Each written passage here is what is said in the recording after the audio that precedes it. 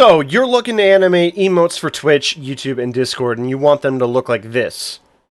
But maybe you've heard of the terms layer cutting, layer separation, or layering when it comes to illustrative animation. Most recently, these terms are becoming known to VTubers and V-artists as live 2D art. And for artists and animators that don't follow these processes historically, they have relied on masking in programs like After Effects. And so today we're going to focus on the techniques to do proper animation for emotes. And I just want to shout out Himi quick, as she was the artist that illustrated these emotes and kindly allowed me to use them for this video. So if you're interested in the emotes that you've seen already, they're actually up for grabs in my shop, and you get both static emotes and animated versions, and you'd be supporting both Himi and myself. I'll show you how easy it is to layer your emote art for animation. So first things first, I've got the emote up here on Photoshop. One of the things that we have is we've got the character broken down into chunks, so into groups in a PSD document on Photoshop. So if you are using Clip Studio or anything like that, as long as you can provide a PSD document with your art program, and you can group the imagery like so on this bottom right corner, then you should be good to go. Otherwise, it might be a little bit more challenging to animate emotes for you, and you might have to find some more roundabout ways to do it. But this is the most practical and best way to do it by far. So you can see that we have hair back, we have body, we have head and cheeks. So the head is actually just one group, but Himi has separated things like the blush, which would stay stationary with the head to the head. Eyes are probably where you're going to be doing the most layer separation when it comes to an emote or a live 2D piece or anything like that. You can see that we've got the bottom lids of both eyes. Now, ideally, we would probably want the eyes to be separated in their own group from left to right. So we've got a general group, which is just eyes. Probably want to do like one more, which would be like anything that is left and anything that is right. So in this case, I would group it again and call this eye left. And then you would be able to toggle that eye on and off specifically. But for emotes, that honestly, that's just better for organization, but it doesn't really matter if you do that. It's just a little nicer for the animator or yourself if you're animating them for you. But basically, the way you would want to do it is for the eye, you're going to have the eyelash, the top lash, on its own. If you have some kind of a wing that comes off of your side lash, for instance, you'd want to make a side lash layer. So you'd have your top lash, you'd have a side lash, and then you would have your bottom lash, which is right here, as well. Your pupil or iris can be one layer. You don't have to separate the eye color and then the pupil.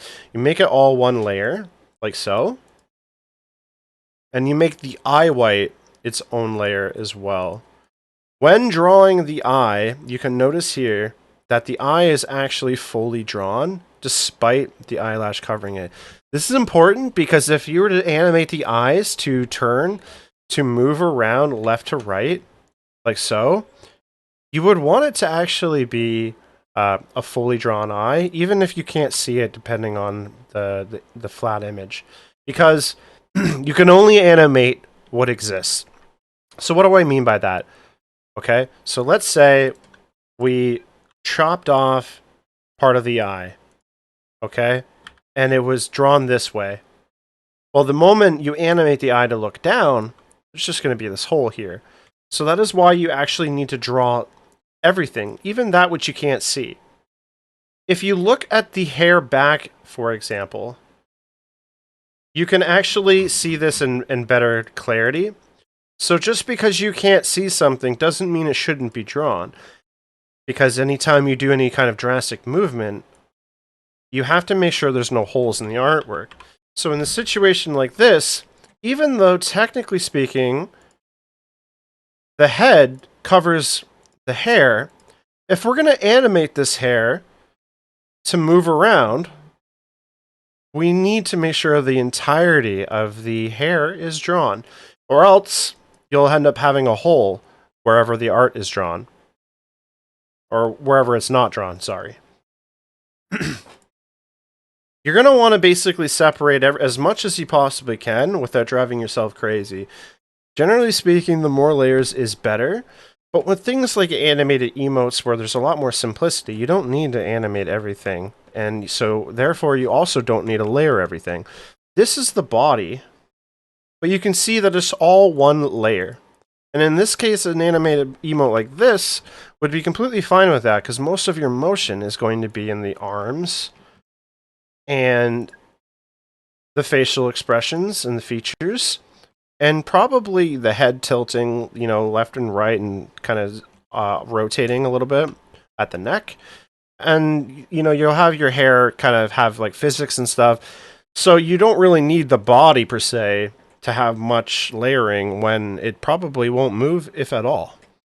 Now, for instance, if the body was a main point of focus in the animation, and you were actually going to, animate the body to have any kind of drastic movement, whether it be it turning, or if you wanted to give, for instance, the coat some movement or some physics, then you would actually need to do what's called a front and back layer.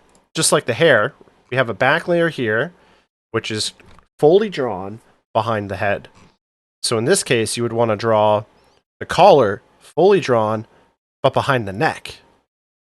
And then, for instance, this red collar would be fully drawn in front of the neck if you wanted to give those specific parts some animation. Otherwise, one layer will do just fine. Keep in mind, you can go as crazy as you want, like I said. For instance, in this situation here, we only have, because it's a simple emote, we have the hands drawn as their own and the sleeves drawn as their own. However, if you wanted to, you could draw each finger individually, and you could even have the layers where the finger starts here, have a cut, and then draw an individual finger. Now, I'm going to show you a live 2D model just for some kind of comparison, because a live 2D model follows the exact same principles.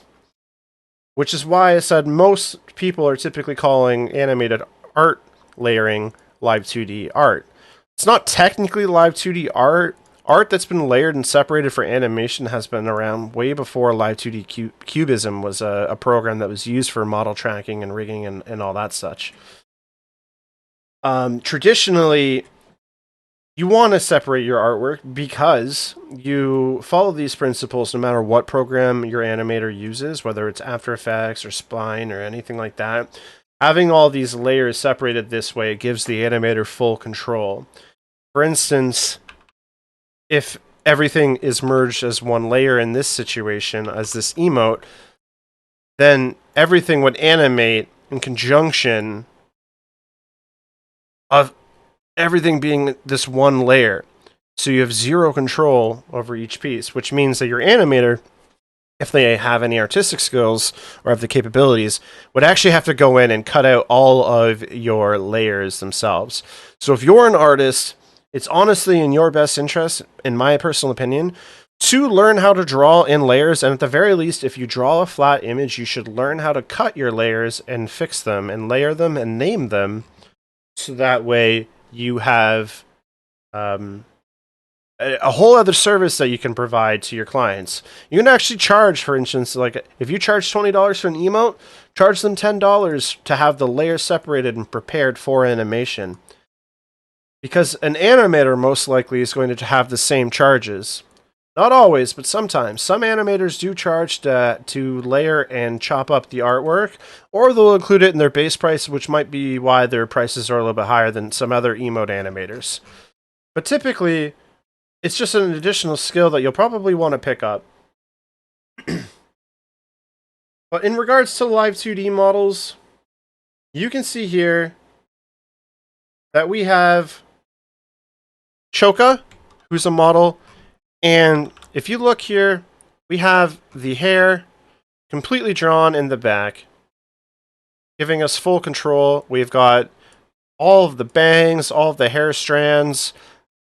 Everything is cut and layered. So in the situation of a live 2D model, you want to animate you want to separate as many things as possible, and you want to put them in groups in Photoshop. as to name them appropriately as to what they are, so that way an animator knows what piece is which. We know this is the right braid because it's labeled right braid, and it is in the hair and brows group, allowing us to easily find it. So that's a good rule of thumb, is to make sure that your files are nice and organized. If you're using a program like Adobe Illustrator, it's probably not the best in terms of Live 2D or any animation software in terms of emotes. Partially, this is because Illustrator tries to vectorize everything, and it has certain limitations in terms of groupings and import settings for things like Adobe Illustrator. Live 2D won't even accept it. Live 2D Cubism purely works off of only PSD format, so you must have a PSD format. And if it's not layered exactly as you see here, and it has, for instance, like several layers for one layer, with different light styles and such, it won't work. Honestly, the best way to do it is keep it simple. Avoid any kind of layer styles except for multiply or screen. Linear dodge is a new one that's been added, and overlay. Other than that, everything else must be set to normal in terms of your layer styles. One thing you can do is you can do clipping as well. So for instance, if I want to clip, let's say this, we'll say like I want to clip this pupil to this eye white here, I can actually do that, and then when I move it around, Live 2D will support it. So will After Effects as well. So that would be the best way to go about it.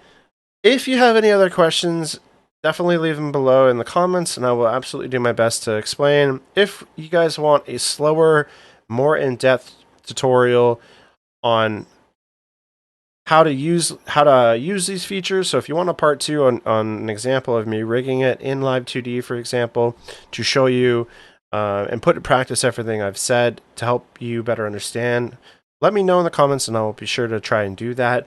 And of course, leave any comments below if any questions, and I'll try to answer them as well.